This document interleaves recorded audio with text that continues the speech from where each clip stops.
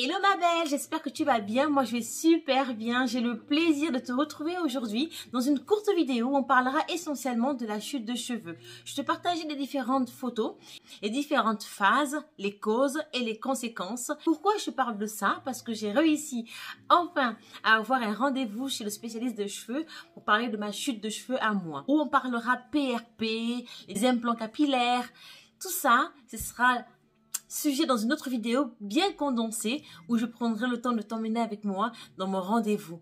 En attendant, je te partage les différentes phases de chute de cheveux et à toi de voir dans quelle phase tu te retrouves, et je te partagerai aussi les traitements qui sont possibles dans certains cas et qui ne le sont pas dans d'autres cas. Il y aura également une slide où je partagerai mon cas actuel où j'ai vraiment une chute de cheveux, mais la mienne a été vraiment plutôt émotionnelle, tu vois. J'ai eu un stress intense sur une courte période de ma vie qui a favorisé ma chute de cheveux. Le fait de sans arrêt tirailler son cheveu et le tissage n'aide pas. Je suis consciente de cela, mais néanmoins, j'aime le tissage. Je porterai toujours le tissage, ça c'est clair. Je te partagerai les différentes slides sur le cycle de vie de cheveux, à quel rythme il pousse, à quel moment il faudrait que tu utilises les produits anti-chute pour avoir des meilleurs résultats, à quel moment tu devrais te dire, bon, ok, là, ça tombe, mais c'est normal. Pas d'affolement. Je pensais que c'était important de te le partager parce que moi, je l'ai apprise à l'école et j'ai aussi l'opportunité, étant coiffeuse, de vivre au quotidien les différentes typologies de cheveux et les différents cas de perte de cheveux. Je me suis dit, partager mon savoir avec toi, c'est aussi pas mal. Donc voilà. Bon, assez parlé. Il est bon de savoir que chaque individu possède environ entre 100 000 et 180 000 cheveux sur le crâne. Et le cheveu pousse environ entre 1,5 cm et 1 cm par personne. Ça dépend vraiment des individus. Et ce qui est aussi très important à retenir, que le rôle du cheveu d'abord, c'est de protéger notre tête avant toute chose. Notre cheveu est issu de l'épiderme et le cheveu est un fanère, au même titre que les ongles et le poil en fait. Notre cheveu est également composé de 90% de kératine, de protéines et de mélanine et 10% d'eau et de lipides et d'oligo-éléments. Ces éléments sont vraiment très importants à retenir parce que ça constitue vraiment la nutrition essentielle pour notre cheveu. Notre cheveu s'insère obliquement par groupe de 2 ou 3 appelé le follicule pileux. Et notre cheveu ne pousse pas continuellement. Il pousse selon 3 phases et qui varient selon les personnes, selon les origines. Il y a beaucoup de facteurs qui vont favoriser la pousse de cheveux. Nous avons 3 phases de cheveux. La phase la plus importante, c'est la phase anagène. C'est la phase de pousse de cheveux qui dure en moyenne entre 3 et 6 ans. Et cette phase-là, elle concerne 90% du cheveu. Donc, elle est très, très importante. C'est vraiment à ce moment-là qu'il faut utiliser tous les produits stimulants, des sérums, de la biotine, du B5. Vraiment, il faut y aller. Tout ce qui est traitement pour le cheveu, pour la pousse, c'est à ce moment-là. Ensuite, on a la phase catagène. Celle-là, c'est vraiment fatal. C'est la phase de régression brutale de la pousse de cheveux. Elle va durer entre 2 à 6 semaines. Cette phase-là, il faut vraiment éviter des produits agressifs. Il faut éviter de porter des foulards qui serrent trop le cheveu. Il faut éviter vraiment de porter des tissages. C'est la phase de prévention. Et cette phase-là aussi, elle concerne beaucoup plus de personnes qu'on imagine. Cette phase va concerner 1% du cheveu. Donc, pas s'inquiéter. Ensuite, on aura vraiment la phase télogène. La phase télogène, c'est la phase où on repart sur le traitement de cuir de cheveux. Elle va durer 3 mois. C'est la phase finale où le cheveu mord et commence à ressortir un petit peu du bulbe pour laisser place aux bons cheveux. Donc, prenez soin de vos cheveux à la phase vraiment télogène. La couleur des cheveux est liée à des pigments appelés mélanines. Ce sont les mélanges en proportion variable de ces pigments qui déterminent la couleur du cheveu. On identifie au moins 2 types très différenciés de mélanine. Les eumélanines, qui déterminent les teintes brunes à noires, les phéomélanines, auxquelles on attribue les couleurs allant du blond au roux.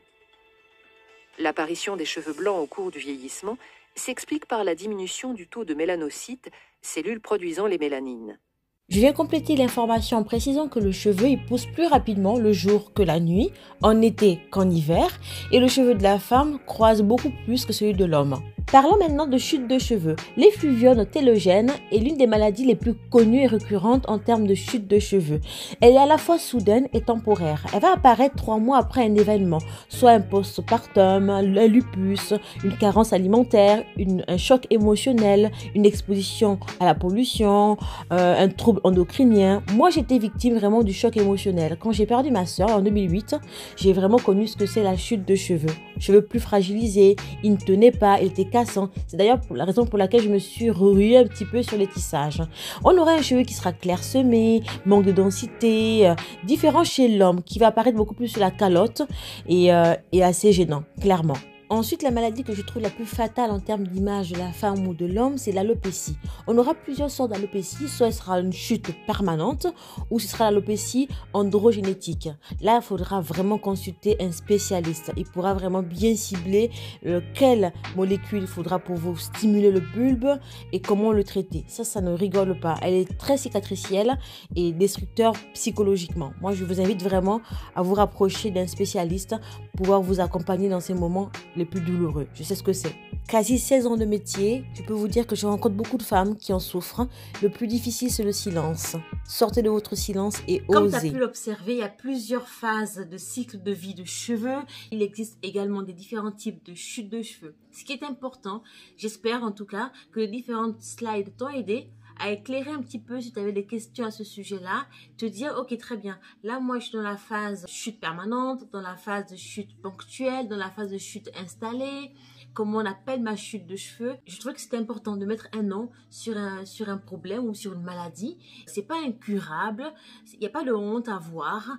Je sais très bien qu'on est dans une nouvelle tendance de nappy, assumer vos cheveux afro, mais tu as le droit de te dire, moi mon cheveu actuellement il me plaît pas pour les différentes raisons. Ça peut être une chute, ça peut être une qualité de cheveux qui ne te plaît pas, ça peut être aussi la flegme, tout simplement de faire des coiffages, parce que avoir des cheveux nappy, moi aujourd'hui j'ai la chance dans mon salon, j'ai l'opportunité de voir des différentes clientes qui se veulent nappy, qui veulent s'assumer, mais je te garantis que après leur confidence, je me rends bien compte que c'est un gros budget, il faut du temps pour ça. Sincèrement, si tu n'es pas à l'aise avec ça, si tu n'as pas envie d'être nappy et que tu aimes les tissages, les extensions, assume-toi tel que tu es. Mais pour moi, c'était juste important de faire une parenthèse, de mettre un nom sur une maladie, l'alopécie, plusieurs maladies comme ça de chute de cheveux qui existent, mais qui est un petit peu tabou. Parce qu'on a honte, on a le plan B qui est facile, c'est forcément la perruque ou le tissage. Mais voilà, donc j'espère en tout cas que cette vidéo, tu l'as sentie instructive et puis cool quoi, tu vois. Moi, tu sais, ça fait 1 an que je défrise pas mon cheveu. C'est pas parce que je veux être nappy, hein. C'est juste parce que je me dis c'est ridicule, j'ai un tissage. Pourquoi me les abîmer avec un défrisage, tout simplement. Et puis moi, j'aime les tissages. J'ai conscience des effets négatifs sur mon cuir chevelu parce que j'ai un cuir chevelu qui est à la base très sensible. Mais je n'arrange pas les choses en mettant des tissages. Mais moi, ça me plaît. Ça me plaît, je me sens bien dedans. Et je respecte toutes celles qui sont contre le tissage parce que les différentes raisons culturelles voudraient qu'on soit toutes nappy. Ça voudrait dire que tu es une vraie black. Ça voudrait dire que tu assumes qui tu es. En fait, c'est complètement fake. Je trouve même presque que c'est même brutal et dénigrant à l'égard de celles qui se disent « Oui, j'ai un cheveu afro, mais quand bien même, j'aime aussi le tissage, j'aime aussi changer. » On n'enlève en rien le fait que je m'assume en tant que black, je m'assume en tant que métisse, je m'assume en tant que white. Peu importe en fait, ces jugements de valeur n'ont pas lieu d'être.